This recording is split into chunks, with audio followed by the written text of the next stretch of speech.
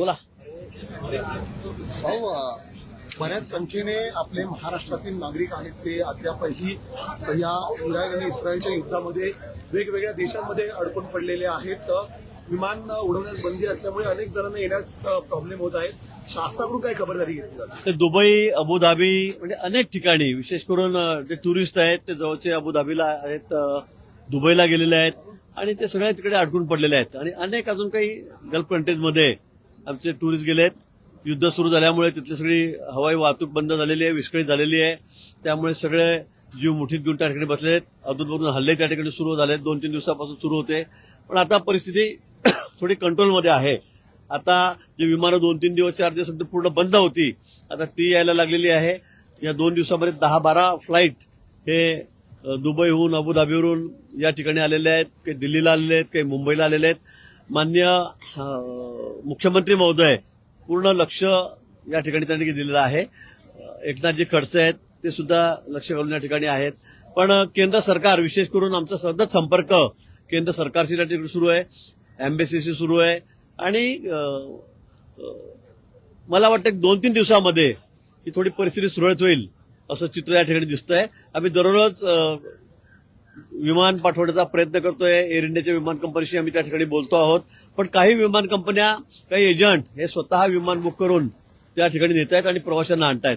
त्यामध्ये भाडं मात्र कुठे कुठे 1-1 लाख, 80-80 हजार रुपये हे त्या ठिकाणी दिलं जात आहे. मला वाटतं ते सुद्धा जास्त आहे. पण काही प्रवासी स्वतःच बुकिंग करतायत आणि ते इकडे येत आहेत.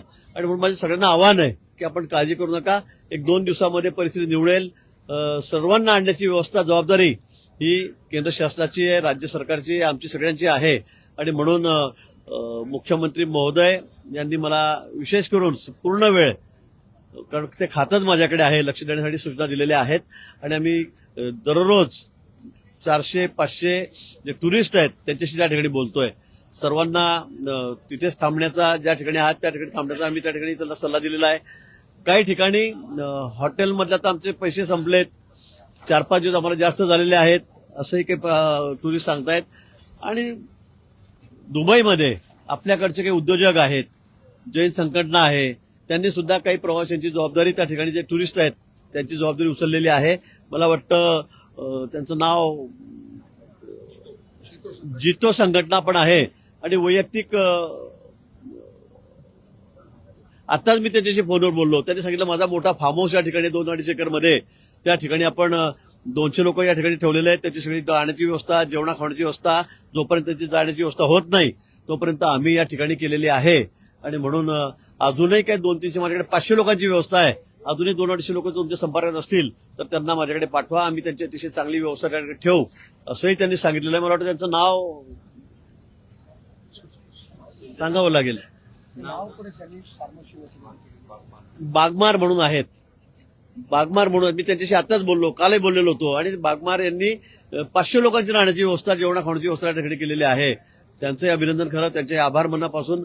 पण यासाठी आपल्याला टोल फ्री नंबर आमच्या आपत्ती व्यवस्थापन खात्यामार्फत हा आहे 9321587143. मी पुन्हा सांगेल, 9321587143 हा टोल फ्री नंबर आहे आमचा नंबर आहे.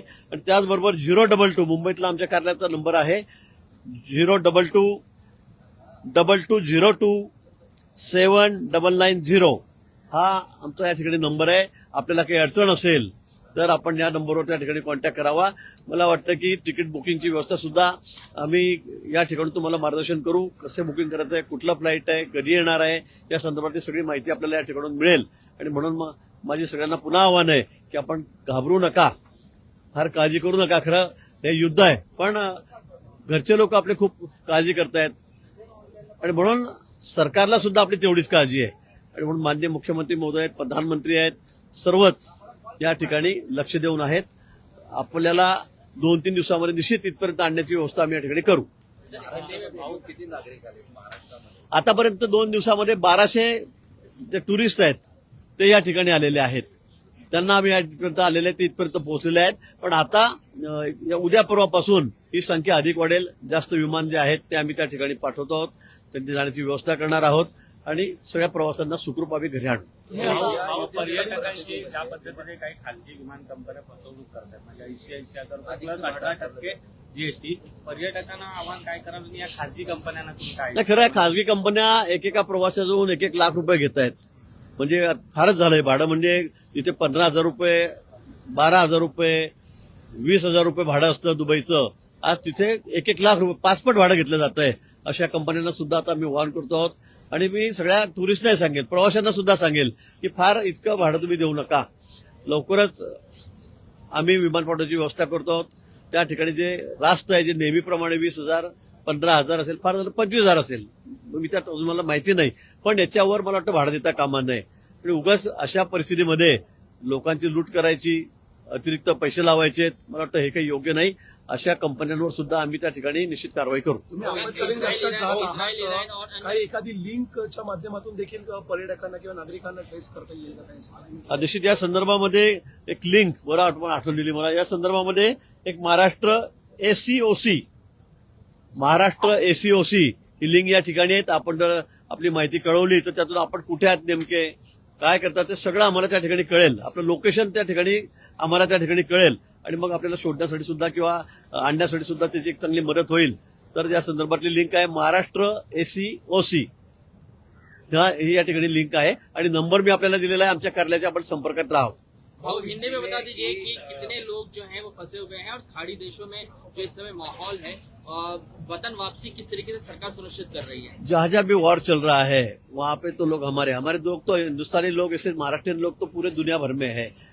काम के लिए गए हैं, कुछ टूरिस्ट करके गए हैं, लेकिन काम के लिए भी बहुत सारे लोग गए हैं. तो सभी घबरा गए क्योंकि रात को तो इतनी बमबारी चल रही है, इतने आवाज आ रहे हैं, हमले हो रहे हैं, तो सभी लोग परेशान हैं. उनके वो भी खुद वहां परेशान है, उनके घर के रिश्तेदार जो है, घर वाले जो है, वो भी यहाँ पर परेशान है. तो आने के लिए सब लोग जल्दबाजी कर रहे हैं. तो मैं यही कहूंगा कि भाई 2-3 दिन में स्थिति सामान्य हो जाएगी. पूरे सरकार, केंद्र सरकार, माननीय प्रधानमंत्री है, माननीय मुख्यमंत्री जी है, देवेंद्र जी है, सभी पूरे स्थिति पर ध्यान रखे हुए हैं. और मेरे तक तो डिपार्टमेंट ही है आपत्ति व्यवस्थापन, इसलिए हम भी पूरा समय लोगों से बात कर रहे हैं. कल से मैंने कम 500-600 लोगों से बात की होगी. सभी को कहा है, हम सबकी तसल्ली दे रहे हैं. दुबई में कुछ लोग कहते हैं हमारे पास अभी पैसे नहीं है, हमारा पूरा पैकेज जो था वो खत्म हो गया है. तो वहां पे जो हमारी संगठना है, जैन संगठना है, वो मदद कर रही है. वहां पे हमारे एक मित्र है, उनका बड़ा फार्म हाउस है वहां पर, तो उन्होंने भी कहा है मैं 500 लोगों की व्यवस्था मैं करूँ. अभी उनके पास 200-250 टूरिस्ट जो है वो उनके यहाँ फार्म हाउस में रुके हुए हैं. उनकी रहने की व्यवस्था, खाने की व्यवस्था सभी उन्होंने की. बागमार करके उनका नाम है. तो और भी 200-300 लोगों की व्यवस्था करते, 500 लोगों की मैं व्यवस्था कर सकता हूँ, ऐसा उन्होंने कहा है. मुझे लगता है कि 2-3 दिनों में सभी लोगों को लाने की हम लोग कोशिश करेंगे. राज्य सरकार के पास आंकड़ा कोई है क्या सर कि कितने लोग अब तक वापस जो है सुरक्षित लाए जा चुके हैं? नहीं, लोग तो सभी सुरक्षित है वहां पर. अभी तक मुझे लगता है आज तक सुबह तक 1200 लोग, तो कोई फ्लाइट लेके जा रहे हैं, कोई कंपनियां लेके जा रही प्राइवेट, बुकिंग करके लाख रुपए, 80,000 हजार रुपए टिकट ले रही है, ज्यादा टिकट ले रही है. मुझे लगता है 20-25 हजार के ऊपर टिकट लेना नहीं चाहिए, लेकिन 80,000 एट टैक्स, मतलब ऐसा करके लाख रुपए का किराया उन लोगों से ले रहे हैं. तो मुझे लगता है ये बात भी बहुत गलत है. इसकी भी हम जांच करेंगे. इतना ऐसे स्थिति में लोगों की लूट भी नहीं होना चाहिए, लोगों से ज्यादा टिकट भी नहीं लेना चाहिए. तो इसलिए सरकार की तरफ से भी एयर इंडिया के जो फ्लाइट है वो भी हम भेजने की कोशिश कर रहे हैं. थोड़ी स्थिति सामान्य हो जाए, मुझे लगता है कल तक, परसों तक बहुत सारे जो टूरिस्ट है उनको हम वापस लाएंगे.